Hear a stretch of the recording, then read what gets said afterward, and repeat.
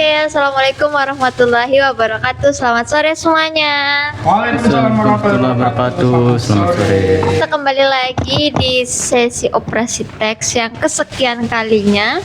Kali ini kita akan membahas sebuah cerpen karya Iksaka Banu dari buku Ratu Skop yang berjudul Superstar. Jadi Iksaka Banu ini merupakan penulis Indonesia yang terkenal dengan karyanya yang berlatar belakang kolonialisme biasanya. Tapi kali ini di cerpen yang sekarang dia tergolong sangat berbanding terbalik daripada cerpen-cerpen atau karya-karya yang dikenal pada saat ini itu. Oke, sebelum kita mulai akan ada penjabaran dari pemantik kita yaitu Kak Farhan yang sudah membuat semacam ulasan mengenai cerpennya. Silakan Kak Farhan. Masih. Jadi pemantiknya ini sudah saya tuliskan di Medium, belum saya tuliskan di Word, mungkin nanti saja ya. Dan sebenarnya ini kan waktu untuk membuat pemantik nih kayak 2 minggu ya.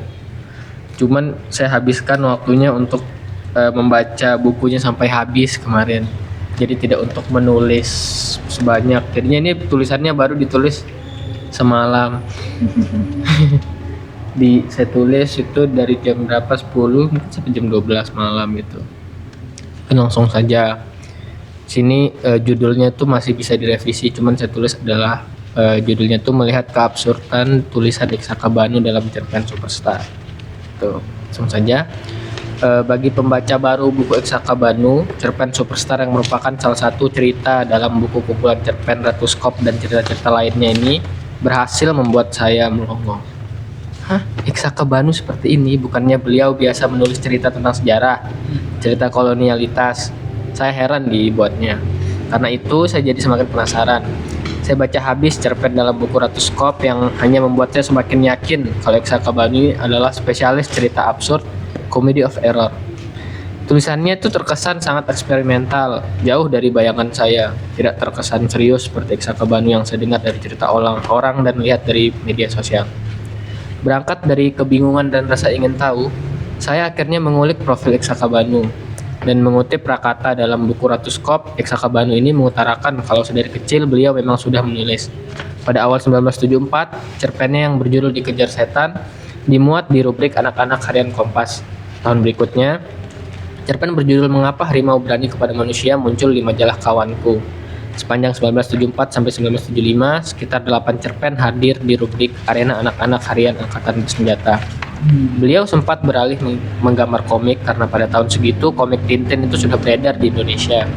Gambar beliau lalu mengisi satu halaman tetap pada komik berwarna Samba si Kelinci Perkasa. Menggambar komik sempat terhenti karena halaman komik beliau sudah diambil oleh Tino Sidin almarhum. Tahun-tahun berikutnya menggambar komik tidak dilanjutkan, terlebih ketika beliau harus melanjutkan kuliah desain grafis di Bandung. Kesibukannya selepas lulus kuliah pada saat itu adalah bekerja pada industri periklanan.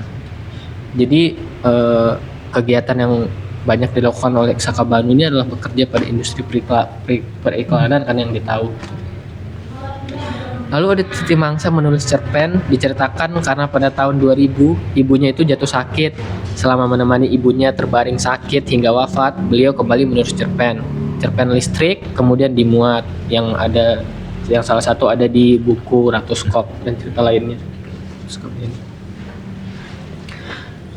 Gitu. Cerpen dalam buku Ratu Skop ini adalah tulisan lama sekitar tahun 2001 hingga 2005. Lalu 2014 buku Semua untuk Hindia terbit, menyusul Sang Raja dan Ratu Skop pada 2017. Mungkin itulah mengapa banyak yang mengenal Iksaka Banu dari tulisan berlatar sejarah. Tuh. Terus cerpen Superstar, kalimat pembukanya itu berhasil menarik perhatian saya. Kalimat awalnya yang dimulai dengan pertanyaan, kemana perginya para superstar setelah mereka mati, membuat pikiran saya berlayar kemana-mana. Terlebih saat John Lennon dan Freddie Mercury ikut disebut. Tidak pernah saya pikirkan sebelumnya. Ditulis juga, menurut penceritanya, Tuhan dan para malaikat suka lagu klasik. Pikiran saya kembali melayang. Lalu cerpen Superstar, keseluruhan alurnya itu sudah biasa saya temui pada cerita atau film-film. Seorang superstar, vokalis band, jatuh cinta pada perempuan biasa.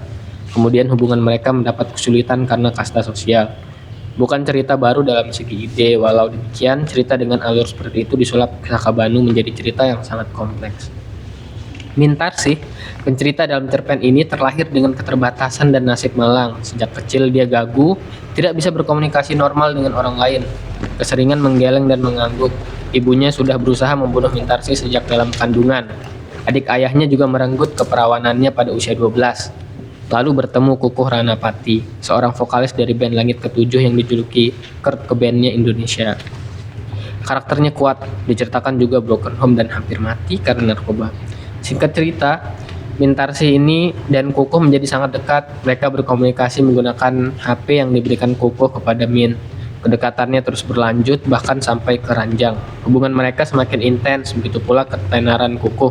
Walau sibuk, mereka selalu menyempatkan bertemu untuk melepas rindu dan tentu saja melepaskan gairah satu sama lain. Semuanya berjalan baik bagi mereka berdua sampai seorang lady rocker, Laila Kartika, muncul dan dikabarkan menjalin hubungan dengan Kukuh. Hubungan Min dan Kukuh semakin keruh karena bertukar kabar mendadak sulit. Kukuh tak pernah membalas satupun pesan dari Min. Saat Min akhirnya pergi mendatangi rumah Kukuh yang mereka biasa jadikan tempat bertemu, yang didapatinya kunci rumah sudah diganti. Suasananya menjadi kacau ketika Min hendak pergi dari rumah Kukuh. Dia melihat Kukuh baru saja turun setelah diantar oleh Laila. Min mengamuk berteriak. Tak pernah dia berteriak sekeras itu, terakhir saat diperkosa oleh pamannya. Cerita kemudian ditutup oleh kematian Kukuh Ranapati. Dia dibunuh Min menggunakan barbel yang dihantamkan ke kepalanya. Kukuh yang sudah meninggal ditutup mulutnya, kepalanya dipenggal, badannya lalu dikuburkan di halaman rumah. Setelah sebelumnya Min membuang seluruh darah Kukuh di toilet, sisanya kemudian senyap. Fakta tidak akan bisa diungkap karena apakah Kukuh memang selingkuh? Apakah Kukuh sebenarnya mencintai Min dan yang dibutuhkannya memang selama ini hanyalah satu hal, waktu? Semuanya tidak akan terjawab dan itu yang membuat cerpen ini lengkap menurut saya. Bisa kita bedah bersama kalau mengikuti cerita dari sudut pandang Min. Pembaca bisa saja larut dalam asumsi Min yang berpikir Kukuh itu selingkuh dan tidak memperdulikan dia. Terlebih dalam cerpen, Min ini sangat sering merendahkan dirinya dengan bilang apalah dia yang hanya seorang gagu yang tidak punya masa depan.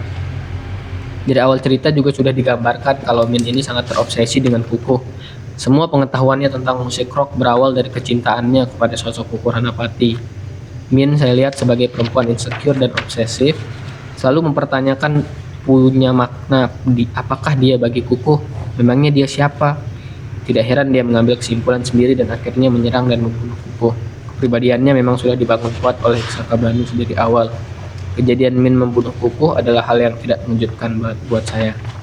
Cerpen Superstar ini juga bukan tanpa celah. Saya merasa Min yang hanya lulusan SMA dan belum memiliki pengalaman yang cukup, bisa dengan sangat lugas merangkai kata.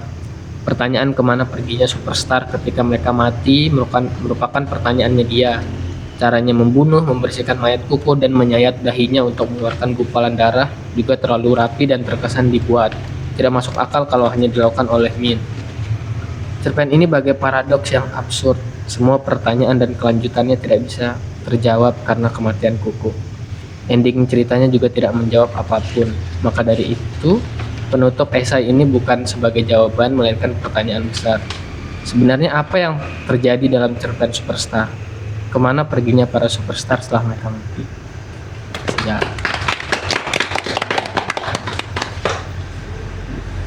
Oke, terima kasih Kak Farhan sudah membacakan mantiknya. Tadi pertanyaannya kemanakah para superstar setelah mereka mati? Sekarang silakan kita berdiskusi. Mungkin dari Mas Davin bisa? Skip dulu yang lain dulu deh. Oh, Yang lain dulu. Bang Rudi, Nanti aja kayaknya dulu. Kak Vega? Kamu deh udah berterima kasih. Oh, Kak Vega aja. Tuh, siap. Oh iya. Sebenarnya saya nggak berniat untuk ngobrol di awal, niatnya untuk di akhir melihat pendapat teman-teman dulu, tapi karena belum ada yang mau jadi saya. Dan sebenarnya baru juga baca cerpen ini dan ini kali pertama saya mengenal Sakabanu. Ini kali pertama saya membaca cerpennya dan baru tadi pagi. Dan sama mungkin seperti tadi Farhan, saya juga langsung tertarik memang dengan kata pertama, pertanyaan pertama yang diulang beberapa kali seakan penulis ini memang menegaskan sesuatu atau sang narator ingin menegaskan sesuatu. Dan pertanyaan ini juga yang akhirnya jadi pengantar sekaligus akhir dari cerpen ini. Dan memang pertanyaan ini sangat menarik ya, karena di sini saya melihat adanya sinisme setelah pertanyaan itu. Misalnya, kemana perginya para superstar setelah mereka mati? Ke surga atau ke neraka lantaran kerap menistakan moral? Nah, ataukah di sini aku selalu membayangkan Tuhan dan para malaikat mungkin cuma suka lagu klasik, ataukah di sini jangan-jangan mereka tinggal selembar ruh tak bernama yang melayang-layang di antara ribuan ruh purba lainnya, atau bahkan tersesat di balik kerak neraka? Itu aku melihat itu sebagai ya nada-nada sinisme setelahnya. Nah, tetapi di balik ya kita mungkin bisa membahas ya bagaimana mungkin dari sisi tadi pertanyaan soal kemana perginya para superstar, paradoksial di antara itu, dan mungkin fanatisme idola. Tetapi satu pertanyaan lagi yang diulang di cerpen ini yang membuat saya sangat-sangat tertarik itu adalah siapakah aku, dari sang narator. Berulang kali sebenarnya di sini Mintarsi itu bertanya, siapakah aku? Dan dia merendahkan dirinya, kadang mengatakan dia si gagu dari Cipelang yang tak mengenal ayahnya. Tetapi beberapa kali ini diulang. Kalau tadi pemantik mengatakan bahwa ada banyak absurditas yang membuat dia bertanya-tanya, dan bagi saya sendiri absurd ataupun kepertanyaan ini hadir sebenarnya karena ada masalah struktural yang sebenarnya kita bisa bedah dari cerpen ini. Nah, sebelumnya teman-teman, karena saya berangkat mungkin akan memandang cerpen ini dari sisi feminis, saya banyak melihat banyak sekali adegan-adegan, kalimat-kalimat yang sebenarnya di sini kalau dilihat dari sisi feminis ada banyak subordinasi perempuan, internalisasi misogini, dan inferioritas tadi. Sebenarnya insecure itu saya baca sebagai inferioritas perempuan di sini. Dan itu sebenarnya terstruktural. Ketika Mintarsi ini merendahkan dirinya, itu bukan semata-mata alamiah, saya lihat itu alamiah memang hadir, tetapi itu dibuat oleh masyarakat itu sendiri yang memandang bahwa gagu itu adalah ya sesuatu hal yang rendah gitu. Dan mungkin saya sambil baca tadi saya ada beberapa catat. Iya, kalau saya lihat memang di sini ada ketimpangan kuasa dan relasi cinta. Kalau kita bisa lihat dari bagaimana mereka bertemu ya teman-teman, kalau kita lihat mereka bertemu itu di dapur. Kalau saya dari kacamata feminis melihat tempatnya itu sendiri adalah dapur, yang dimana dapur itu ya ruang domestik yang seringkali disematkan pada perempuan. Nah, di awal pertemuan saja Mintarsi dan Kukuh bertemu dalam ketidaksengajaan struktural yang sangat memperlihatkan ketimpangan. Kukuh Ranapati, gitaris band terkenal, bertemu dengan Mintarsi di dapur gitu. Dan kata dapur ini memang sangat lekat ya dengan ruang sosial yang syarat akan makna patriarki.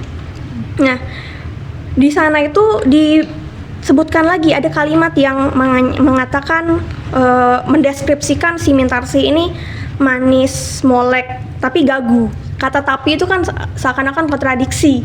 Dan saya melihat kata dia dideskripsikan bukan sebagai dirinya saja, bukan sebagai dirinya secara keseluruhan ya, tetapi dilihat berdasarkan visual objeknya semata gitu.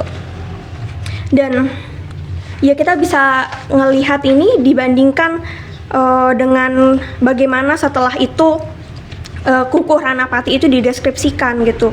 Di sini kan setelah itu dideskripsikan Kukuh itu dia sampai si Mintarsi ini hampir pingsan gitu mau menyambut tangan si Kukuh. Siapakah aku? Ini pertanyaannya diulang lagi. Siapakah aku, seorang gadis gagu dari Cipelang yang mendapat kesempatan langka berjabat tangan dengan manusia setengah dewa.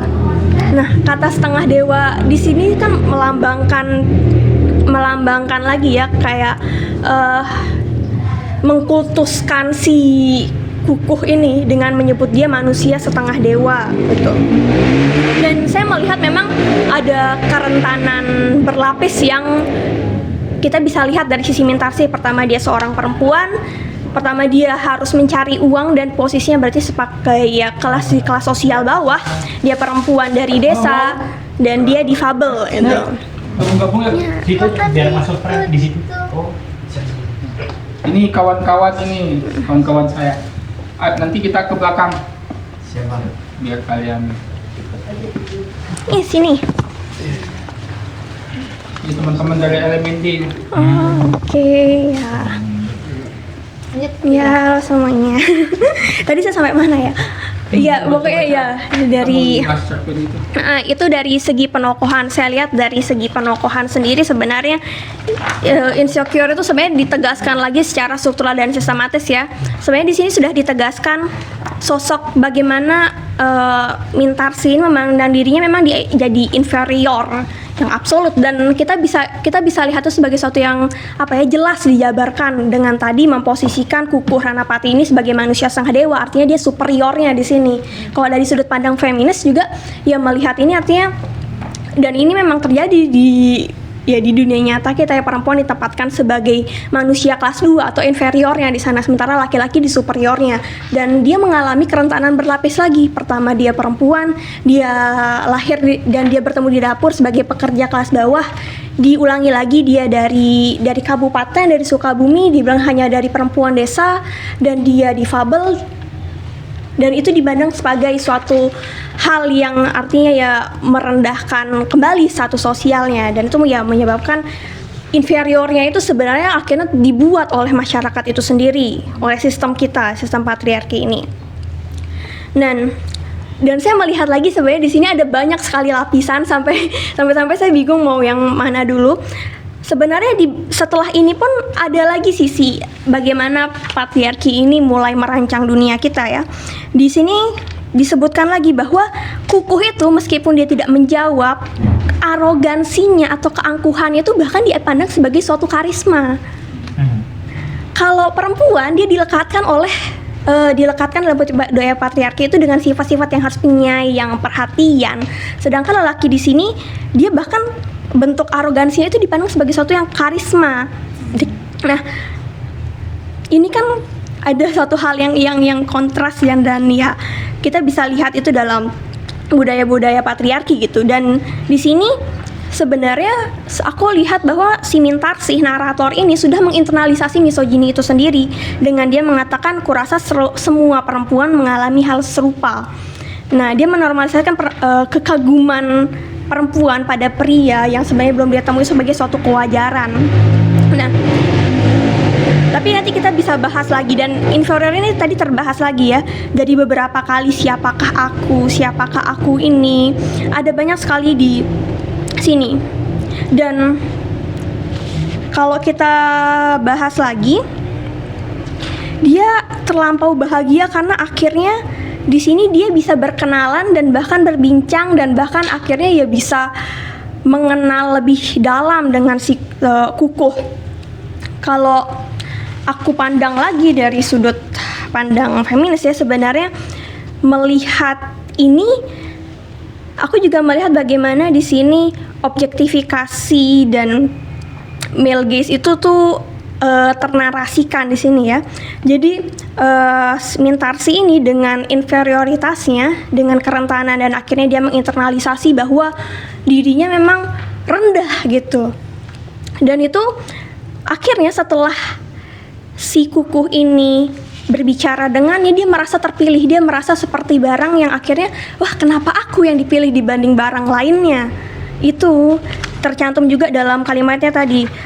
Ada di sini yang dia mengatakan bahwa ya dia seperti sangat senang akhirnya Kukuh itu memilihnya gitu. Ada apa gerangan Kukuh akhirnya mau bicara sama dia. Aku rasa ada di sini, ada di beberapa bagian di sini. Ya. Jadi aku melihat bahwa di sini si Mintarsih ini juga merasa menggantungkan nilai dirinya itu pada si Kukuh. Melihat dan ini juga terjadi ya sebenarnya di kehidupan sosial kita, bagaimana perempuan itu juga sedang dipandang dari dia sedang bersama pria mana, apalagi yang berstatus sosial tinggi seperti si Kukuh. Nah, sebenarnya awal dari relasi yang terjadi di antara Kukuh dan Mintarsih ini adalah relasi yang tidak setara. Pertama ada ketimpangan sosial di sana, dan ada ketimpangan gendernya juga. Dan kita bisa lihat ya dari dapur, tadi relasi yang bertemu di dapur, dan akhirnya dia mulai mengenalnya pun di sana banyak sekali inferioritas, yang dimana memang Mintarsih sendiri yang menempatkan dirinya pada sosok kelas 2 yang inferior di sini. Dan memang kalau misalnya kita bahas lagi dari segi teori, memang Simone de Beauvoir itu memang menyatakan bahwa ya dalam masyarakat yang patriarki sering menempatkan perempuan itu sebagai diatar atau yang lainnya. Dan perasaan alienasi dan sebagai yang lain ini itu terjabar gitu dalam pertanyaan-pertanyaan, ya siapakah aku di sini. Dan jelas menegaskan ya bentuk mintarsi ini yang merasa lebih inferior dan rendah dirinya tadi. Nah, hal yang menarik lainnya, sebenarnya yang menarik lainnya nih adalah bagaimana trauma yang akhirnya dibuka ya, traumanya Mintarsih yang dia tadi berasal dari bagaimana kedua orang tua berpisah, ibuku berusaha membunuhku ketika masih dalam kandungan, terus bagaimana adik ayah merenggut keperawananku pada usia 12, semuanya ini kan hal-hal yang sebenarnya nyata dialami oleh perempuan. Kekerasan seksual yang bahkan yang dilakukan oleh orang terdekatnya. Nah, tapi yang menarik di sini ditempatkan bahwa aku buka semuanya. Berarti itu adalah dianggap suatu aib atau rahasia yang ia tutup rapat-rapat. Nah, tetapi yang menariknya itu adalah aku lihat di sini pas bagian si Kukuh akhirnya membuka tentang latar belakangnya, itu dipandang sebagai sesuatu yang kisah sukses yang heroik gitu. Sementara bagi perempuan hal-hal yang dialaminya tadi itu adalah suatu aib. Akhirnya baru dia buka tadi setelah bertemu Kukuh gitu. Nah, tadi pemantik juga menyinggung soal obsesi Mintarsih, dan aku juga melihat memang obsesi ini, tetapi aku melihat obsesi ini sebagai suatu suatu pengabdian yang akhirnya Mintarsih lakukan untuk akhirnya mendapatkan pengakuan gitu dari Kukuh, dari laki-laki. Nah, jadi aku melihat juga kalau kita melihat dari sisi ya, idola, bagaimana media membentuk idola, itu kan membentuk seakan-akan sebenarnya kita belum tahu bagaimana dia sebenarnya. Dan akhirnya ya di sini sisi Mintarsih ini ya sebagai konsumen yang konsumen, dan si Kukuh ini adalah objek pemujaan publik yang dia konsumsi terus kan, cintanya itu dengan mencari-cari tahu, dan itu sebagai suatu bentuk obsesinya itu hadir karena pengabdian dan rasa ingin ingin mendapatkan cinta itu harus dia raih gitu. Nah, dan di dalam ceritanya ketika dia bertemu dan akhirnya Mintarsih ini kan banyak seperti disembunyikan, dan dia menunggu pesan dari si Kukuh.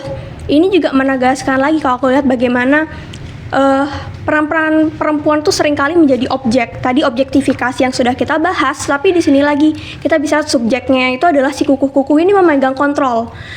Subjek laki-laki memegang kontrol itu kita bisa lihat di dalam cerpen ini, dia menentukan kapan bertemu, kapan dia akan chat, dan Mintarsih ini jadi objeknya gitu, yang di subjeknya tadi dia kapan bisa mau atur jadwal, dan Mintarsih akhirnya hanya bisa mengikuti objeknya tadi.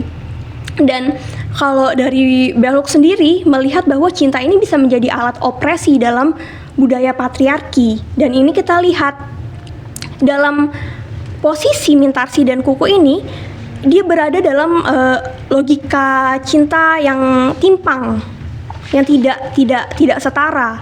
Bahkan dari awal sejak Mintarsih memandang Kukuh pun dia tidak memandang Kukuh ini sebagai seorang yang setara, tapi dia jadi membuat rendah dirinya, dia merendahkan dirinya. Nah, dan akhirnya cinta yang tidak setara ini ya melahirkan ketergantungan gitu, karena dia menaruh nilai dirinya pada Kukuh, karena dia merasa dipilih. Nah, dan akhirnya ya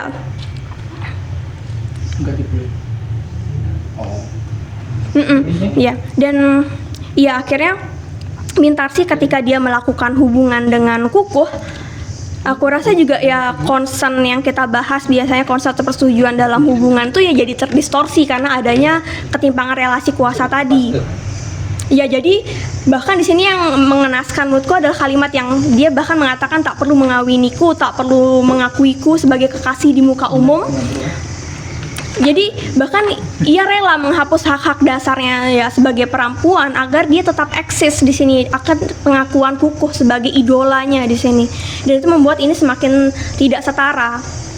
Dan di akhir aku melihat juga di sini kan di sini akhirnya Mintarsi ini yang kita pandang kan sebenarnya aku melihat dia sebagai korban ya, korban berlapis akhirnya tapi dibuat sebagai juga pelaku pembunuh kukuh dan sebenarnya pelaku pembunuh kukuh gitu. Tapi aku melihat yang jadi pertanyaanku kan di sini sebenarnya di akhir itu tidak dijelaskan ya apakah pembunuhan ini lahir karena kemarahannya sesaat, apakah memang Mintarsi sendiri menyadari atas semua yang terjadi ini, bagaimana akhirnya kukuh memanfaatkan inferioritas yang dirasakan oleh Mintarsi dan posisi superior yang di sini, ataukah hanya kemarahan sesaat belaka, itu memang tidak dijelaskan. Tapi kalau misalkan dari sisiku melihat ini adalah pembunuhan ini bukan kemenangan mutlak bagi Mintarsi, karena sejatinya dia sendiri dengan tetap mengamini ya menginternalisasi misogini tadi, dia adalah memang termasuk menjadi ya agen-agen yang melanggengkan patriarki ini terus berjalan begitu. Jadi sepertinya perlawanan yang kita lihat, perlawanan Mintarsi itu menjadi perlawanan yang tidak tuntas, karena Mintarsi sendiri tidak dijelaskan di sini apakah akhirnya dia mulai memahami ataukah perlawanan itu memang perlawanan atas segala penindasan ya ketimpangan kelas yang selama ini dia rasakan gitu, ataukah hanya kemarahan amarah semata karena mengetahui dia mungkin diselingkuhi gitu. Jadi aku melihat memang secara keseluruhan tadi mungkin kalau teman-teman mungkin bisa nanti dari sisi aspek yang lain, kalau dari sudut pandangku melihat ini dari perspektif feminis, melihat banyak betapa patriarkinya itu juga terlihat di sini. Ada cinta bisa menjadi alat opresi dan kekerasan simbolik domestik dan psikologis yang ada. Dan ya mungkin pengkhianatan di sini memunculkan amarah, tetapi kita masih mempertanyakan apakah amarah itu akhirnya menjadi suatu kesadaran atau tidak gitu. Dan ya itu jadi catatanku ya, sebenarnya sangat menarik sampai aku bingung mau yang mana, tapi kayak kita bisa bahas lebih dalam nanti teman-teman. Terima kasih. Udah sekelas seminar. Iya. Sangat tidak saya pikirkan, bahkan memandang cerita ini dari sudut pandang feminis gitu ya. Sangat informatif sekali Kak Mega, terima kasih. Kita lanjut ke Bang Rudi. Kak Davin duluan. Berdua bareng. Ya. Sama setengah ya. Oke. Saya dah. Silakan. Assalamualaikum warahmatullahi wabarakatuh. Waalaikumsalam. Jadi di halaman pertama ini adalah halaman yang menurutku pada saat aku baca kemarin tuh halaman yang paling membingungkan, karena di halaman ini langsung dipaparkan hanya pertanyaan-pertanyaan begitu kan, tanpa ada orientasi sebelumnya dari pertanyaan-pertanyaan ini gitu. Seperti kemana perginya para superstar setelah mereka mati, ke surga karena telah menghibur jutaan hati manusia, atau ke neraka lantaran kerap menistakan moral gitu. Dan pertanyaan-pertanyaan mengenai superstar itu gitu. Nah, aku kira sebelum aku melanjutkan ke halaman berikutnya itu, aku kira tokoh aku ini adalah pembuat cerpen ini gitu, Iksaka gitu. Ternyata tokoh aku ini adalah Mimin sendiri ternyata. Tapi aku belum menyadari itu karena aku hanya membaca di halaman pertama ini saja sekitar 2 kali begitu, karena masih bingung sekali. Lalu setelah itu ada yang sedikit sedikit humor lah gitu, cara penulisan di cerpen ini, seperti di bagian kemana perginya para superstar setelah mereka mati, Janis Joplin, Jimi Hendrix, pernahkah sesekali Tuhan menyelenggarakan konser gabungan di atas sana, lengkingan tinggi vokal Janis dipadu raungan gitar Jimmy yang menyayat, kurasa mustahil. Aku selalu membayangkan Tuhan dan para malaikat cuma suka lagu klasik. Seketika aku sedikit tersenyum waktu itu, karena secara tidak langsung mungkin menggambarkan bahwa ketenaran dan kesuperstaran itu tidak memiliki jaminan di akhirat gitu. Lalu ya kemana di bagian berikutnya ternyata aku baru menemukan jawaban atas pertanyaan ini. Ternyata pertanyaan ini adalah pertanyaan masa lampau begitu. Di bagian berikutnya, terutama setelah ku lewati malam-malam mengesankan bersama Kukuh Ranapati, gitaris merangkap lead vokal kelompok band Langit Ketujuh begitu. Oh, ternyata pertanyaan ini adalah pertanyaannya si tokoh ini begitu. Aku kira pertanyaan ini hanyalah pertanyaan yang sengaja dipertanyakan aja begitu. Sampai aku mikir kayak emang apa pedulinya gitu, superstar ini nanti dia masuk neraka atau surga begitu. Lalu di bagian selanjutnya semakin bingung waktu itu, karena di bagian berikutnya itu dia bilang, ya Kukuh Ranapati, kulirik tubuh besar telanjang penuh tato bunga di sebelahku. Ya, kok dia tiba-tiba ke arah semacam tragedi begitu. Sedangkan belum ada orientasi sebelumnya bahwa siapa sih sebenarnya si aku ini begitu kan di halaman pertama ini begitu. Itu yang membuatku bingung waktu itu. Terus dilanjutkan lagi, matanya terbuka nyaris melotot menggambarkan kekagetan yang sangat. Semula mulutnya menganga cukup lama. Terus dia bilang terus terang aku tidak suka melihat tampak bodoh seperti itu. Jadi dengan bantuan plester ku katupkan mulut selama 3 jam. Nah, jadi bagian ini merupakan pertanyaan yang masa lampau waktu itu. Dan aku belum tahu kan si aku ini siapa gitu. Lalu barulah ceritanya baru dimulai begitu di bagian masih di halaman pertama begitu, yang berkisar dulu udah bilang 8 bulan lalu begitu.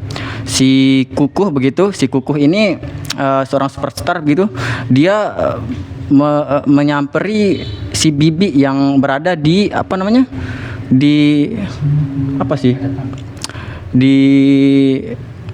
di tempat dapur itu begitu ya. Ternyata dia diperkenalkan kepada si Kukuh begitu. Ini adalah keponakanku lah begitu. Dia ini baru lulus SMA. Dia ini guguh begitu. Dia ingin membantuku di sini untuk mendapatkan biaya untuk kuliahnya begitu. Lalu barulah aku ngeh gitu, oh ternyata aku ini adalah si Mimin gitu. Setelah itu bisa dibayangkan ternyata orang yang fanatik di pertanyaan awal itu ternyata Mimin gitu, karena bisa kita lihat di bagian waktu itu Kukuh tak menjawab, ia hanya mengangsurkan tangan sambil menyebut namanya. Lalu dia bilang, seorang gadis gagu dari Cipelang yang mendapat kesempatan langka berjabat tangan dengan manusia setengah dewa. Kata setengah dewa ini kan berarti kefanatikannya si Mimin begitu. Lalu semakin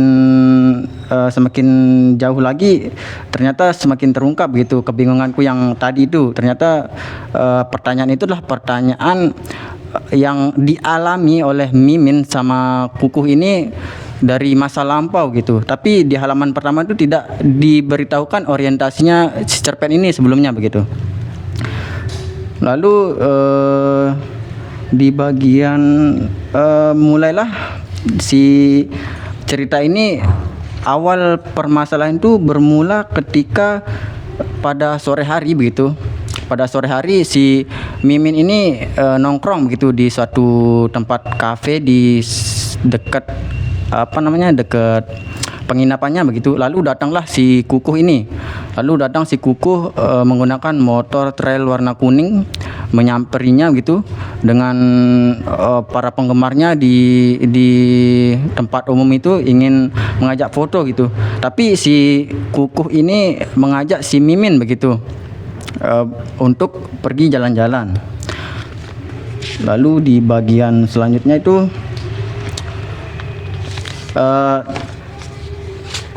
si Mimin kan nggak mau mempermalukan si superstarnya ini dengan keguguhannya. Jadi si Kukuh memberikan handphone kepada si Mimin untuk sebagai alternatif dia berbicara gitu. Lalu mulailah awal dari, mungkin bisa dibilang awal dari permasalahannya ya, karena waktu itu dia mulai masuk ke bagian pembahasan latar belakangnya masing-masing gitu, yang mungkin padahal itu bersifat privat gitu. Seperti Mimin ini adalah anak yang orang tuanya berpisah, lalu ibunya ingin dia itu digugurkan gitu saat dia di kandungan. Lalu dia pun pernah diperkosa oleh pamannya sendiri. Lalu si Kukuh pun ikutan untuk membuka latar belakangnya begitu. Yang ternyata mereka ini mungkin bisa dibilang sama-sama yang broken home gitu.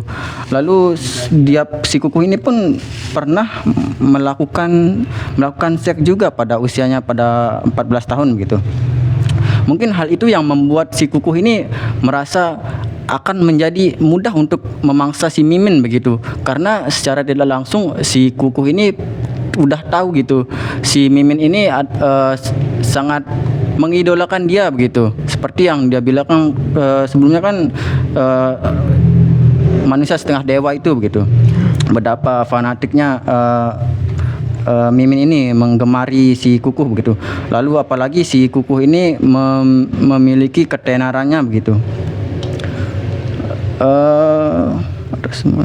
Lalu di bagian selanjutnya sebenarnya si Mimin sudah tahu begitu watak dari semua semua personilnya ini, tapi mungkin si Mimin ini tidak menghiraukan itu karena dia itu sangat mengidolakan si Kukuh. Padahal dia bilang, aku hafal semua skandal, dia bilang, tingkah laku dan pola pikir ketujuh orang anggota langit ketujuh itu. Berarti kan kalau dia bilang aku hafal semua skandal, ini berarti anggota personel ini memiliki permasalahan moral yang tidak baik gitu kan. Lalu dia pun juga mengetahui tingkah laku dan pola pikirnya, tapi mungkin si Mimin ini tetap ingin bersama si idolanya ini karena dia itu sangat mengidolakannya begitu, bukan karena dia itu baik atau buruk. Lalu di bagian selanjutnya itu, setelah itu si Kukuh ini kan mendatangi kediamannya si Mimin begitu, dengan aroma alkohol si Kukuh, dan adegan bersetubuh pun terjadi begitu. Tapi yang anehnya, padahal kan Mimin ini kan sudah tahu gitu sifat dari personel ini, lalu dia pun telah juga mendapati kayak kekerasan seksual kan sama dari pamannya itu. Tapi di sisi lain kok Mimin ini kayak malu-malu kucing gitu sama si Kukuh, dengan dia itu tidak kayak membebaskan dirinya untuk dieksploitasi tubuhnya begitu. Karena kan dia bilang di sana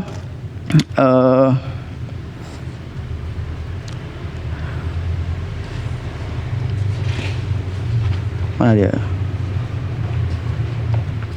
Mula-mula aku berontak, apalagi saat pakaianku jatuh satu persatu. Tetapi setelah tubuh kami yang peluh mulai bergeseran, tak ada hal lain yang perlu kulakukan kecuali merintih dalam sukacita. Merintih dalam sukacita berarti kan si Mimin ini malu-malu kucing begitu kepada si Kukuh. Tapi si Mimin mencoba untuk memberitahu untuk tidak harus kok untuk melegalisasikan hubungan mereka secara langsung dulu begitu kepada si Kukuh melalui pesan dari handphone gitu, karena si Mimin kan perempuannya gugup gitu. Lalu si Kukuh ini mencoba memberikan berikan harapan, yaitu beri aku waktu begitu untuk aku sebarkan apa namanya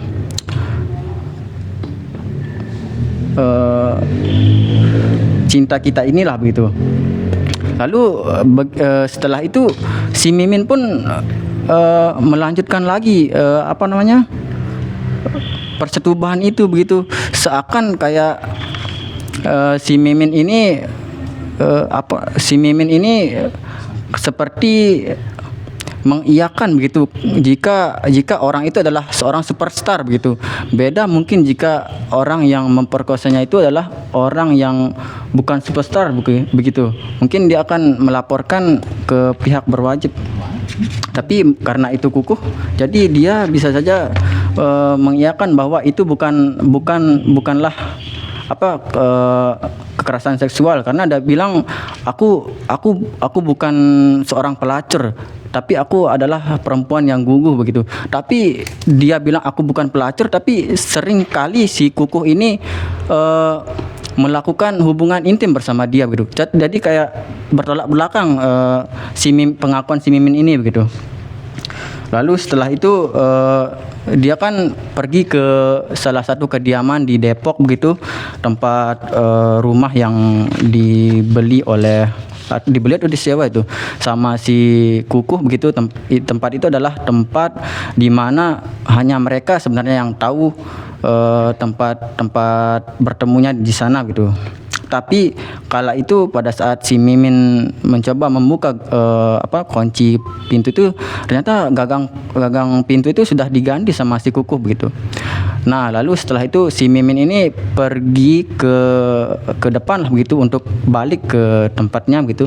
Tapi dia mendengar suara mobil begitu. Ternyata itu adalah kukuh yang dilihat bersama perempuan. Nah, pertanyaannya kukuh ini cukup masuk akal. Kenapa seorang perempuan itu bisa mengetahui tempat ini begitu? Kenapa perempuan begitu? Tapi si kukuh juga masuk akal cara dia mengelak gitu. Rumah ini memang tersembunyi, dia bilang. Tapi tidak misterius seperti yang kau kira. Secara tidak langsung si kukuh ini adalah orang yang playboy sebenarnya, karena rumor si kukuh ini kebanyakan mengenai mengenai perempuan simpanan yang beredar di internet waktu itu. Tapi si Mimin ini mencoba untuk menghiraukan itu. Dia mengira mungkin ini adalah ujian untuk cinta mereka begitu. Lalu nah, bagian yang paling menarik dari cerpen ini adalah pada saat mereka bertengkar. Aku membayangkannya betapa rumit dan serunya waktu itu mereka bertengkar, suatu hal yang intens. Lalu dengan Mimin yang sangat marah, tapi bertengkarnya itu melalui handphone gitu. Karena kan setiap mereka ngobrol pasti mereka akan melalui ketikan handphone tersebut gitu. Jadi bisa terbayang begitu betapa rumitnya pertengkaran mereka melalui handphone tersebut gitu. Padahal mereka itu bertemu secara langsung. Lalu di bagian akhir itu cukup tidak terfikirkan bahwa cerpen ini adalah cerpen yang cukup horor menurutku, karena ternyata si Mimin ini tidak terduga bahwa akan melakukan hal yang nanti akan berdampak si kukuh ini bisa meninggal gitu. Karena mungkin si kukuh ini tidak memberikan suatu kepastian dan tidak terlalu menggubris dari si Mimin ini, sehingga dia mengambil sebuah barbel begitu, lalu ditimpuknya kepala si kukuh dalam 2 kali sampai si kukuh ini meninggal. Lalu dimutilasilah oleh si Mimin. Terus dia menyeret tubuhnya ke halaman belakang. Dia kubur di sana, lalu dia sisakan beberapa potongan kepalanya, lalu dibawa menggunakan tas begitu. Nah, aku pikir cerpen ini akan seperti apa ya?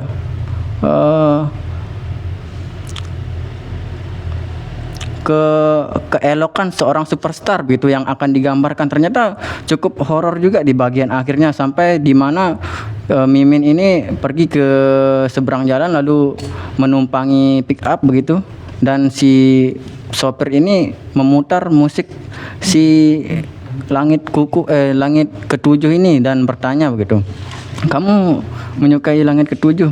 Ya, aku suka. Dia mengangguk begitu, seakan dia bilang aku suka, padahal dia tidak tahu bahwa potongan tubuh Kukuh berada pada Mimin begitu. Sangat mengesankan lah istilahnya cerpen ini. Itu saja mungkin dariku. Assalamualaikum warahmatullahi wabarakatuh. Terima kasih Bang Rudi, sangat kompleks ya permasalahan dari cerpen ini. Kita lanjut ke Bang Dedi, silakan. Oke. Ini permintaan khusus karena saya ada tamu ya teman-teman ya, jadi kami ada sedikit urusan ya di sini. Ya. Tapi aku mungkin minta 1 atau 2 orang yang akan ikut berkomentar ya tentang cerpennya. Oke, ini cerpen sebetulnya udah lama banget aku baca ya. Karena aku suka dengan karya-karya Eksakabanu, dan ini karya yang menurutku cukup unik sih dipilih, karena bukan cerpen yang bertema sejarahnya yang dipilih oleh yang punya program ini, tapi justru yang berbeda. Oke, tadi aku kaget sih menyimak ulasannya Mega itu. Seharusnya di bagian akhir tapi langsung ditonjok dari awal gitu dengan tonjokan feminis. Oke, mungkin aku tidak akan banyak mengapresiasi di bagian isu ya, isu feminisme kah segala macam. Cuman aku mau mengapresiasi cerpen ini di bagian kepengrajinan istilahnya ya, artinya kreativitasnya dia menyusun narasi yang membuat cerpen ini menjadi enak dibaca gitu ya. Artinya secara struktur narasi itu kita nikmat di luar dari isunya ya, gitu menurutku. Itu aku suka. Bagian awal itu dia sudah bermain-main dengan model istilahnya ya, repetisi, pengulangan yang seperti kurang lebih kayak puisi jadinya kan. Misalnya dia selalu mengulang-ulang kalimat-kalimat kemana perginya para superstar setelah mereka mati. Nanti di paragraf berikutnya diulang lagi, di paragraf berikutnya diulang lagi. Jadi seperti ada nuansa ini gitu, ada nuansa puisi di dalam gitu. Jadi aku suka di bagian struktur itu. Terus yang kedua juga menurutku dia berhasil mendeskripsikan tanpa ada bias gitu, artinya di luar dari ulasannya Mega misalnya bahwa dia kan menganalisis ceritanya ya, bukan menganalisis naratornya. Jadi naratornya itu nggak ada cacat sama sekali gitu. Dia sudah setia menggambarkan ya memang begitu kondisinya. Jadi kalau aku menceritakan tentang pemerkosaan, apakah aku kemudian bagian dari orang yang sama pemerkosa? Kan aku hanya bercerita saja gitu. Nah, jadi kayak dia seorang pelapor realitas yang dengan setianya memang seperti itu gitu. Sehingga Mega bisa menganalisis dari feminisme dengan lempeng gitu, karena Mega kemungkinan tidak akan bisa menganalisisnya dengan dalam kalau si naratornya tidak bercerita dengan baik kayak gitu kan. Nah, jadi aku di bagian kepengrajinan. Nah, kemudian yang kedua, menurutku ini kan tahun 2003 ya. 2003 memang masa-masa ketika dunia internet tidak seperti sekarang, teman-teman. Jadi kalau kalau nggak ada kuota ya nggak bisa ngirim pesan gitu. Kalau dulu kan sebetulnya nggak ada istilah kuota gitu. Jadi kita beli pulsa.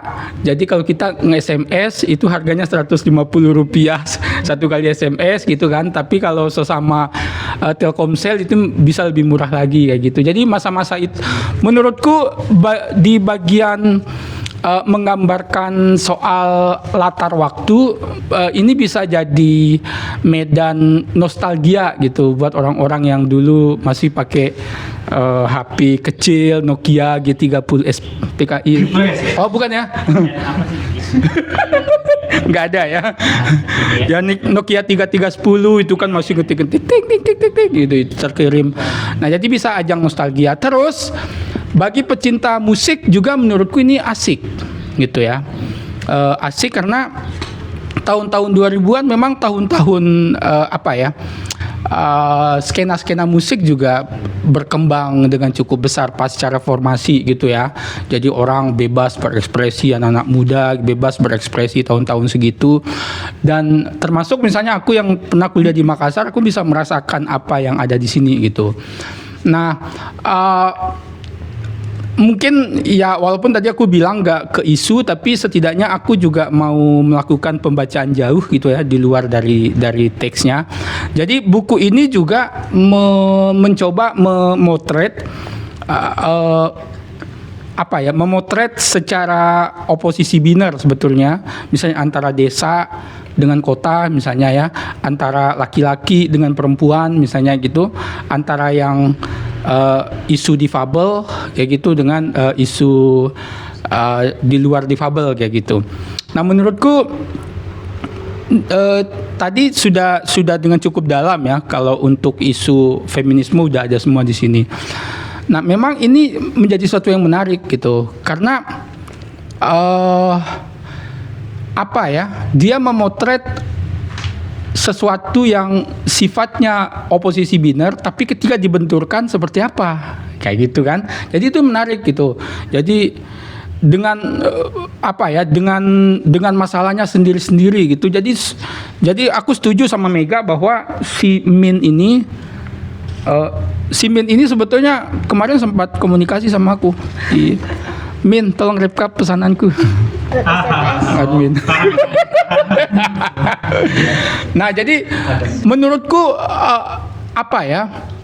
penokohannya itu walaupun ini kan dia cerpen kan gitu ya. Penokohannya menurutku menarik gitu karena aku setuju sama Mega tadi si admin si Mintarsi ini dia sebetulnya sosok yang individu yang sebetulnya sosok yang mengalami dia punya banyak layer iya gitu lapisan. Pertama dia perempuan, kedua dia difabel. Nah itu bayangin ya gitu. Dia sudah perempuan yang hidup di dalam dunia yang patriarkis, difabel pula. Itu iya jadi 2 kali gitu. Terus belum trauma-trauma masa lalunya juga gitu. Nah, mereka bertemu kemudian di sebuah dunia yang begitu ekspresinya bebas sekali, cenderung liberal dan segala macam, ketemu semua di situ gitu. Terus mereka juga berada dalam ruang lingkup yang lebih besar, itu patriarki, kebiasaan-kebiasaan patriarki, misogini dan segala macam ada semua di sini. Jadi dibenturkan semua oleh si Iksaka Banu, itu menjadi menarik gitu, menjadi bahan analisa kita gitu. Jadi kan bagi kita membaca cerpen ini memang kita harus hati-hati, harus setia pada penalaran logika. Artinya apa yang diberikan oleh teks informasi itu jangan keluar dari situ. Maksudku adalah, aku bayangkan kalau kita yang cara pemikirannya sudah cenderung secara ideologis sudah cenderung Islami dan segala macam, mungkin kita akan takut membaca ini. Padahal nggak boleh begitu. Kayak gitu, justru ini realitas yang harus kita lihat gitu. Ya, memang begitu tahun-tahun 2000-an awal, skena musik di mana-mana, anak band masih menjadi dunia anak band itu masih menjadi sesuatu yang dielu-elukan. Jadi masa-masa itu sebetulnya yang dipotret oleh mereka gitu. Tapi dibungkus dalam fenomena sosial, konflik sosial yang lebih menarik.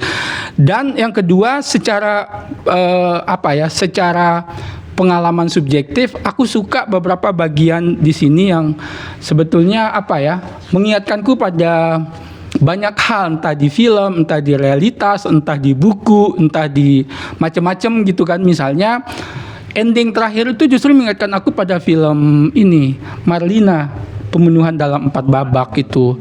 Dia bawa kepala suaminya kemana-mana gitu kan.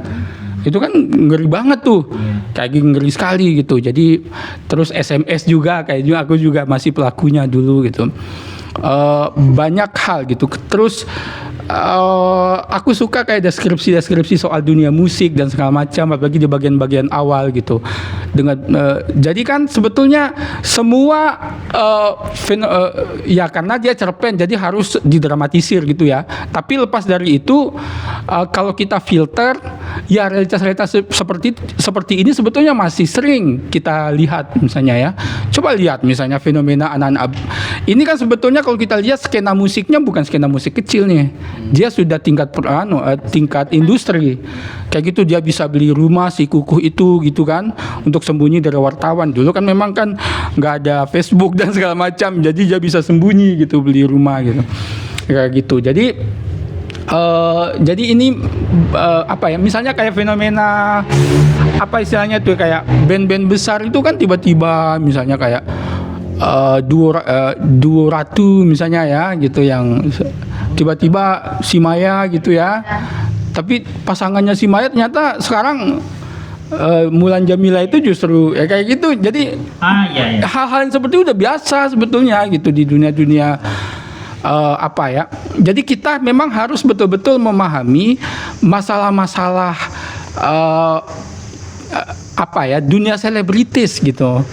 Ya, jadi seperti itu. Jadi aku sih apresiasi cerpen ini memang menarik sih menurutku. Dia secara kepengrajinan, secara narasi segala macam menurutku udah nggak ada cacat. Dia sudah sudah setia gitu bercerita gitu. Itu aja sih dari aku. Oke, mungkin aku minta satu dari teman yang ini, habis itu aku izin untuk menerima mereka di luar. Siapa? Silakan. Silakan. Ya dulu nggak boleh kita. Iya, harus ketua. Enak. Ketua yuk. Kenalkan dirinya juga. Kita tidak akan keluar sampai ketemu. Gak apa-apa, santai aja. Saya belum ada. Ya, Kamu ya dulu. Biar cepat. Mungkin teman-teman yang lain mau istirahat gimana kan? Sorry kawan-kawan, saya bercanda sedikit. Jadi saya sepakat sama apa yang disampaikan oleh Bang Deddy tadi itu. Dari lembaran awal itu yang dimana ketika kita membaca cerpen itu perlu ada suatu penalaran logika. Jadi saya sendiri itu hampir terjebak tadi. Yang dimana saya membaca awal itu ini berbicara terkait superstar atau yang ya artis-artis dunia lah yang di bagian musik ya. Nah tapi di sini tempat saya terkejutnya itu yang awalnya itu kan dia menceritakan terkait dengan vokalis. Nah tapi di sini difokuskan pada cerita selanjutnya itu pada bagian drummernya ya drummer ya sebutannya ya drummernya gitulah pokoknya seperti itu. Jadi itu yang memang saya sepakat sama apa yang disampaikan oleh Bang Deddy tadi. Jadi perlu adanya suatu penalaran logika. Nah terus juga yang saya petik di sini ya terkait dengan cerpen ini itu menjadi suatu refleksi ya cerminan gitu ya yang sebagaimana hal yang memang terjadi di dunia industri ya selebriti kan. Nah jadi di situ memang para artis-artis itu ya penuh dengan skandal, penuh dengan ya seperti dinamika seperti itulah yang dimana ya perlu ada bumbu-bumbu penyedap di dalam proses selebritisnya dia. Nah terus juga yang memang secara realita ya kita sebagai penggemar itu kebanyakan itu didominasi oleh orang-orang yang fanatik terhadap superstar inilah gitu. Tentunya yang diceritakan tentang peristiwa yang terjadi pada si Mintarsi itu terhadap si Kukuh Ranapati. Ya, sehingga dia kan dia hanya dieksploitasi di situ. Ya, dieksploitasi. Jadi di situ menjadi suatu refleksi kita, ya tidak hanya sebagai kaum perempuan saja, tapi juga laki-laki. Yang dimana kita ambil nilai-nilai lah di situ, apa yang harus kita memang bahan kita untuk kedepannya kan. Misalnya kita suka apa gitu. Memang saya juga suka musik, khususnya itu Bob Marley. Saya suka sama musik. Mungkin itu saja dari saya. Sekian dan Aku titip pertanyaan ya buat aku sebetulnya tadi mau nyampein ini dan mau menjawab sendiri. Kira-kira menurut kita semua setuju nggak sih dengan apa yang dilakukan oleh Mintarsi? Membunuh. Oh iya. Nggak setuju sih. Oke. kalau kita belum baca sampai situ tadi. Sesuatu yang harus dibicarakan. Enggak, belum sampai situ, saya baru lembaran 3 tadi. Ayo, Oke. teman-teman. Ya. Mari kawan. Ya, terima kasih. Enggak ya. Silakan. Mari Bang. Oke. Silakan Bang Davin. Saya nih. Ya, mari. Ayo, Fen. Oke. Baik, terima kasih atas kesempatannya. Di awal mungkin saya mau disclaimer dulu ya. Saya bukan pembaca dan penikmat cerpen sebenarnya. Jadi ketika membaca cerpen ini nggak banyak hal secara teks ya, secara struktur teks yang bisa saya dapatkan gitu. Di awal sebenarnya poin yang saya dapatkan dari cerpen ini cuma di 5 paragraf 1, 2, 3, 4 paragraf. Itu aja hal yang bisa saya dapatkan dari dari cerpen ini gitu. Sisanya mungkin sama kayak tadi Farhan bilang, secara cerita itu ya mungkin sering kita temui lah gitu kan, di mana ada cerita yang mungkin semacam thriller lah, itu ada orang yang ada konflik terus pada akhirnya berujung pembunuhan gitu. Jadi di awal ketika saya baca cerpen ini saya cuma bisa menikmati 1, 2, 3, 4 paragraf ini aja gitu, yang mana itu kan ya semacam refleksi lah ke kita, yang mana menurut saya ya pada akhirnya segala, kalau konteksnya dalam dunia band kan ya, fans kita sepanatik apapun dia itu tidak akan bisa berpengaruh ke kehidupan kita di akhirat nanti lah gitu, dan ya ditekankan kan di di cerpen ini gitu. Nah, tapi ada beberapa poin tambahan yang saya dapatkan ketika tadi dari penyampaian dari Mega, dari Rudy, Bang Ded dan lain-lainnya itu. Pertama mungkin sedikit mungkin ini lebih ke fun facts ya. Dibilangkan di cerpen ini si apa namanya tadi? Mintarsi ini gugu kan, dan ada sempat dinotis bahwa dia itu ketika di kandungan ya pernah mau digugurkan. Ya. Nah, itu ada hubungannya tuh kenapa pada akhirnya Mintarsi itu bisa gugu, karena istilahnya itu mungkin kita tahu lah ya kenapa sih ibu-ibu yang atau perempuan yang melahirkan itu disuruh untuk ketika sedang mengandung itu benar-benar dijaga benar gitu. Misalkan ada yang ketika dia masih mengandung, anaknya dalam kandungan itu dikasih musik dan lain-lain gitu. Nah, ini juga berpengaruh karena saya pernah baca atau dengar podcast, saya lupa. Podcast itu nyeritain ada orang yang ini cowok ya, dia itu pernah punya pengalaman mau digugurin juga gitu, dan ketika dia besar dia itu punya semacam trauma, takut ketika punya atasan atau bos yang perempuan gitu. Jadi dia itu nggak bisa, istilahnya takut lah gitu sama atasannya gitu, yang kalau perempuan ya. Dan ternyata ketika ditelisik ya itu nyambung ke pengalaman dia tadi itu, bahwa ketika dia di kandungan tuh dia pernah digugurkan. Jadi ada efeknya gitu ketika dia dalam kandungan. Psikologi ibunya itu yang dia ingin menggugurkan dia sendiri itu ternyata bisa berpengaruh ke dia besar, dan di sini juga sama kan. Dan bahkan dinotis bahwa Mintarsi ini gugu salah satunya karena ada hubungan ketika dia ingin digugurkan. Terus poin selanjutnya juga ini terkait ke ya dunia showbiz lah ya, tadi juga sempat disinggung sama Bang Ded, gimana ya artis-artis itu banyak sekali skandalnya, dan ini sempat jadi, saya nggak tahu ya apakah teman-teman pernah dengar atau enggak, ini sempat pernah jadi semacam perbincangan di medsos lah gitu ya. Ketika apakah kita tetap akan mengidolakan dalam konteksnya seniman atau artis lah ya, ketika dia punya skandal gitu. Apakah kita tetap ngefans sama dia atau ya udah gitu ketika misalnya kita berhenti ngefans sama dia. Nah itu tuh sempat jadi sempat jadi perbincangan. Ada yang kubu yang bilang oh ya kita tetap aja gitu ngefans karena kan yang kita suka itu produknya gitu, bukan dari pribadinya dia. Tapi ada yang bilang ya yang nggak bisa gitu kalau dia berskandal itu sama saja kayak kita mendukung perilakunya dia gitu. Jadi itulah itu sempat jadi perbincangan cukup hangat lah itu. Kalau nggak salah itu isu itu muncul karena kasusnya si Coki yang dia kena narkoba. Nah itu kalau nggak salah perbincangan itu muncul karena itu gitu. Karena kan banyak kan yang suka Coki karena jokesnya kan. Nah tapi gara-gara dia kena narkoba itu kayak ada bilang wah mengajak untuk berhenti karena ya itu tadi gitu. Ya banyak, pokoknya konteksnya artis lah ya dan terkait seninya. Terus juga sama ya poin terakhir lah itu terkait, nah mungkin ini saya pengen ngasih jawaban terkait Prana Mega tadi yang di akhir, apakah sebenarnya dia Mintarsi ini membunuh, apakah memang dia hanya atas kemarahan atau memang itu menunjukkan kemenangan lah, tadi dibilang kemenangan atas kebebasan dia dari cengkraman sosial waktu itu. Kalau saya ngerasanya Mintarsi ini membunuh karena itu sih itu menunjukkan kalau dia terbebas dari kekangan itu. Kenapa sih bilang gitu? Karena kalau memang dia cuma sebatas emosi, Mintarsi nggak mungkin bisa setenang itu gitu dalam melakukan proses pembunuhannya.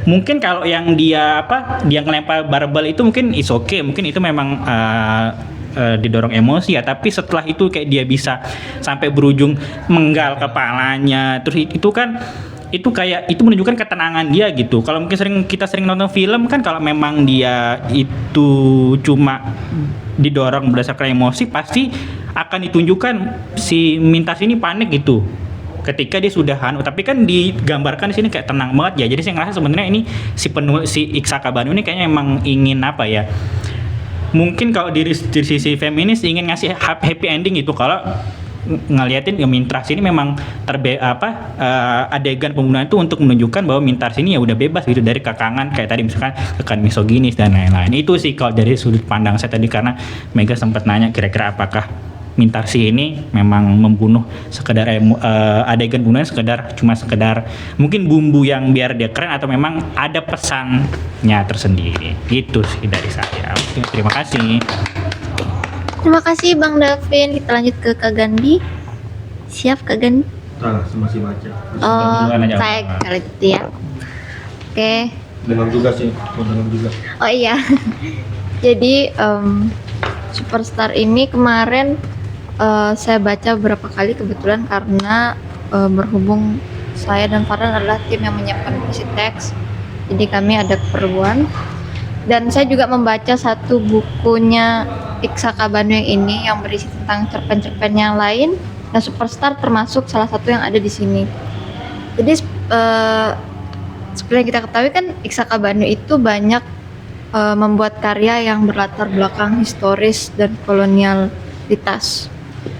Ketika saya membaca ini saya sedikit terkejut karena dia sangat berbeda, banyak hal surrealis dan absurd yang ada dalam cerita-ceritanya. Sehingga pada saat saya membaca cerpen Superstar ini saya sedikit istilahnya lengah atau bagaimana, tapi ternyata dia tidak surrealis setelah saya baca. Ini dia tidak ada surrealismenya, tidak ada dunia yang maksudnya di luar dunia normal itu tidak ada, karena dia seperti sehari-hari saja. Lalu mengenai alur, saya juga sempat salah mengira alurnya itu alur maju. Sebenarnya kan dia mengingat, tapi ternyata dia alur maju mundur gitu, yang dimana ada yang ternyata ada ditandai pada kalimat-kalimatnya yang mengatakan bahwa beberapa bulan lalu dia bertemu dengan Kukuh 8 bulan yang lalu dan lain sebagainya. Lalu yang saya ingin soroti juga adalah konsistennya penokohan pada cerpen ini. Jadi diceritakan bahwa Mintarsi ini sangat merasa rendah diri, inferioritas tadi, lalu juga sangat mengidolakan Kukuh, dan itu terlihat konsisten pada narasinya. Yang menurut saya seperti kata Bang Det tadi, saya setuju bahwa tidak ada kebocoran dari cerita ini gitu. Lalu saya ingin menjawab pertanyaan Bang Det tadi, apakah setuju? Oh. Ya, apakah setuju dengan cara Mintarsi mengakhiri itu semua? Saya setuju. Oh, oke. Maksudnya entah kenapa ya, saya memaklumi kenapa dia seperti itu, karena kan dari awal karakter Mintarsi ini dibangun dengan rasa rasa rendah diri gitu, rendah diri, dan berakhir dia direndahkan juga dengan orang yang selama ini dia idolakan, dia dia sangat cintai mungkin, atau sangat obsesi ya. Dan menurut saya make sense kalau misalnya dia berakhir membunuh si Kukuh, karena dia menyadari kalau si Kukuh tuh seolah-olah mengiyakan semua pikiran dia tentang dirinya gitu. Itu kalau dari saya. Ini kayak Joker nggak sih? Apa? Kayak Joker nggak sih? Mirip-mirip. Joker? Iya sih. Baik yang tersakiti. Kayak nonton Orang-orang. Iya sih, baik yang benar-benar. tersakiti. Dia kayak banyak mirip film-film gitu ya. bukan. Jadi titik dramatisnya menurutku dari sebuah cerpen ketika sosok korban yang kita lihat kerentanan akhirnya dia berubah. Dia berubah. Iya. Itu sangat dramatis. Nah, saya berpikir Iksaka Banu ini kan sebelumnya adalah penulis komik. Apakah karena itu dia jadi membuat cerita-cerita yang semacam ini gitu? Yang sangat berbeda dengan cerita-cerita historisnya dia. Apakah ada hubungannya apa bagaimana, saya tidak tahu. Oh iya. Tapi kok Komik terkenal dulu. komik. Ini baca aja di kata-katanya dulu. Oke. Ada cerita. Berarti kebalik gitu. Di cerpen dulu baru pas menjelaskan dibikin masuk, tarik baru. Oh. Terima kasih informasinya. Tapi Pak kalau Romantik. secara moral, kalau kita berikan akhir endingnya kayak Ya sih. Tapi ya sih mungkinnya memang kan pembunuhan itu tidak bisa dibenarkan sama sekali. Aku rasa memang itu bagian dari dramatis Iya. suatu cerpen. Biar dia lebih. Biar Di dia balik mantap. ininya. Oh iya, gemar menulis sama gambar. Itu sih kalau dari saya. Sama soal karakter Kukuh. Di sini saya setuju dengan kalimat pemantik tadi yang kita tidak dijelaskan secara terang apakah si Kukuh ini beneran selingkuh atau tidak. Tapi mungkin itu ya yang membuat cerpen ini seru gitu. Yang dimana kalau kan misalnya dia ketahuan dengan terang dia selingkuh, mungkin kita tidak akan serasa apa ya, penasaran itu dan terbawa dengan emosinya Mintarsi yang mencari tahu ini beneran nggak sih. apa karena jawabannya ini yang terkesan ambigu si Kukuhnya makanya. Tapi sebenarnya Kukuh itu sudah mencoba menjelaskan loh di bagian kalimat ini. Aku tak perlu memberi penjelasan mengenai Laila, kau sudah tahu jawabannya. Oh iya. Sama seperti perempuan-perempuan lain yang datang dan pergi dalam hidupku. Menurutku itu adalah suatu konfirmasi bahwa dia kan tahu skandal-skandal bahwa memang Kukuh ini sebelumnya dijelaskan memang ada skandal perempuan dan itu memang kalau kita lihat realitas sosial itu terjadi gitu. Dan di pesan ini dia juga menegaskan kau sudah tahu jawabannya. Sama seperti perempuan-perempuan lain yang datang dan pergi. Apakah aku makanya si Mintarsi nanya lagi, apakah aku juga termasuk yang datang dan sebentar lagi harus pergi? Dia juga bagian dari orang yang perempuan yang silih berganti yang Kukuh ya itulah lakukan ya sama dia. Dan di sini Kukuh menggunakan superioritasnya, dewasalah Min, menganggap Min masih anak-anak dengan hal yang itu. Tak ada yang bisa menebak masa depan. Nggak usah, aku nggak mau berjanji. Berarti dia nggak mau berjanji bahwa Mintarsi tidak akan pergi dan akhirnya itu memunculkan kemarahan. Oh jadi di sini Itu sifat sifat patriarkinya berarti di sini berarti. Aku memandang itu dan maksudnya ini tanpa konfirmasi ya sebenarnya mungkin kita bingung karena memang tidak ada sodoran bukti, tetapi ternyata ini secara isyarat juga sebenarnya kita ngeliatnya tersirat ataupun tidak. Ternyata sebenarnya ada jawaban yang dia jawab, tapi memang kalau aku dari pengalaman sendiri ini memang kebanyakan manipulasi itu dilakukan dengan kalimat-kalimat seperti ini. Seperti mengiyakan tetapi juga tidak iya jawabannya. Jawaban itu tidak iya, tetapi kita bisa tahu gitu. Ini dari sini. Itu sih dari sudut pandangku. Tapi kalau Kukuh melihat misalnya Min ini dia kayak meremehkan gitu, dia bilang dewasalah Min. Tapi di sini ditulis kalau Kukuh menatapnya lama. Kayak dia menatapnya lama. Kalau emang dia mau meremehkan, ya udah langsung aja jawab, tidak perlu menatap lama, ada adegan itu lagi. Kalau menurutku dia Kukuh menatap lama ini seperti apa ya, orang yang sebenarnya kan dia kalau dia jawab misalnya iya aku menganggapmu sebagai seseorang yang datang dan pergi, ya itu akan seperti yang memunculkan emosi. Kalau kita artinya mengiyakan ya omongannya sebenarnya benar, tapi itu juga benar gitu. Dan akhirnya kata-kata yang keluar adalah kata-kata manipulasi seperti ini, dewasalah Min. Jadi Min ini sebenarnya Min ini mempertanyakan suatu pertanyaan, dia menagih kepastian yang sebenarnya tidak pernah ada sejak awal kan. Apakah aku juga termasuk bagian itu, dia mulai mempertanyakan kepastian di sini. Tetapi dengan manipulasinya si Kukuh, dia menjawab dengan kata dewasalah Min. Artinya Mintarsi ini dengan pertanyaan ini dianggap sebagai seorang yang anak-anak. Aku rasa tatapan lama ini seperti yang biasa ketika dia akan menjawab, dia menatap lama. Dia kayak hanya akhirnya itu suatu bentuk remeh kan, menatap lama. Dewasalah Min. Itu menganggap Mintarsi sebagai anak-anak di sana. Terus setelah dia dilempar sama barbel, dia memutar tubuh, terus dia mencoba berjalan ke arahnya Mintarsi, tapi kemudian jatuh berlutut. Mata itu dia melotot keheranan, seperti kayak tidak menyangka Min itu melakukan itu. Dia memutar tubuh ini kayak mencoba berjalan, kayak tidak untuk mencoba membalas gitu, ingin menyakiti Mintarsi juga. Jadi ada indikasi kalau dia juga sayang, tapi kayak tidak mengira Mintarsi itu bisa melakukan itu gitu. Maka dia kayak berjalan pelan. Atau kalau didominasi kaget gitu, kok Mintarsi bisa melakukan itu? Iya juga. Tapi dari awal juga kayak Kalau aku sih memang melihat mungkin kalau yang ini sebagai bagian dari dramatisi novel ini juga ya, akhirnya dia berjalan ini kan karena dia memang sudah dipukul barbel gitu, ada lain yang bisa dia lakukan ketika dia orang sudah itu, maksudnya dia kekuatan untuk melawan pun mungkin ya tidak sekuat itu. Dan tatapan heran tuh ya karena dia selama ini artinya memandang Mintarsi itu tidak pernah bisa gitu melakukan hal yang semengagetkan itu gitu loh. Tapi kalau untuk cinta, rasa cinta itu memang tidak digambarkan juga di sini, karena ini kan kita lihat dari sisi narator Mintarsi ya. Dan ketika dia menjelaskan tuh kita juga tidak dibaca atau syarat-syarat cintanya, tapi mungkin kita punya persepsi masing-masing lah, apakah memang benar ada cinta di dalamnya atau tidak. Ini begitu. Mas Gandhi silahkan. Kayaknya belum kelar. Tapi justru bentar Kak Gani, menurut saya yang menarik ini yang membuat kita banyak menginterpretasikan itu adalah pada jeda-jeda ini yang Kukuh menarik napas panjang, Kukuh menatapku lama dalam narasinya yang menurut saya seperti film mungkin. Iya kan? Bener kayak banyak adegan film. Iya sih kayak Dan itu menarik, dan justru malah jeda-jeda seperti itu yang membuat kita kan tadi mengira-ngira dan malah membuat makin jalan gitu alurnya, semakin dramatis. Kita punya bayangan lagi ya, apa sih yang terjadi pada saat itu digambarkan. Deskripsinya lumayan bagus menurut saya. Deskriptif ini. Saja. Langsung ke Kak Gandhi, silakan. Sebenarnya saya nggak terlalu banyak menjelaskan sih, kan sudah dijelaskan juga, dan sama seperti Mas sebenarnya.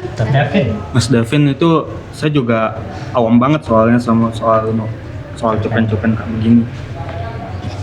Ya yang bisa saya jelaskan itu ya tentang gimana seorang perempuan namanya Mintarsi itu dia ketemu sosok yang sangat dia idolakan gitu, tapi mungkin ke arah fanatisme ya kan, ke arah fanatisme hingga akhirnya dia seperti kayak diperdaya gitu sama si Kukuh Baranapati ini, sehingga ketika dia melihat sebuah apa bahasanya ya, kayak kebobokan idolanya itu sendiri itu, dia merasa sangat kecewa.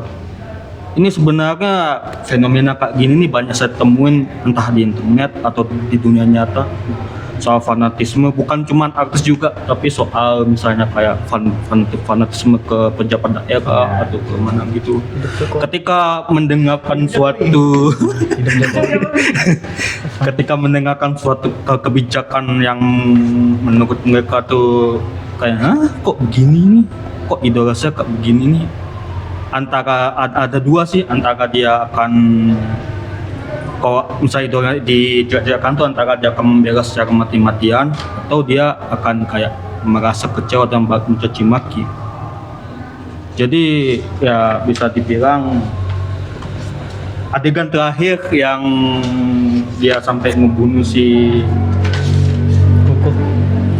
Kuku Ranespati ini menurutku suatu bentuk akumulasi kekecewaan, suatu bentuk kekecewaan kepada idolanya.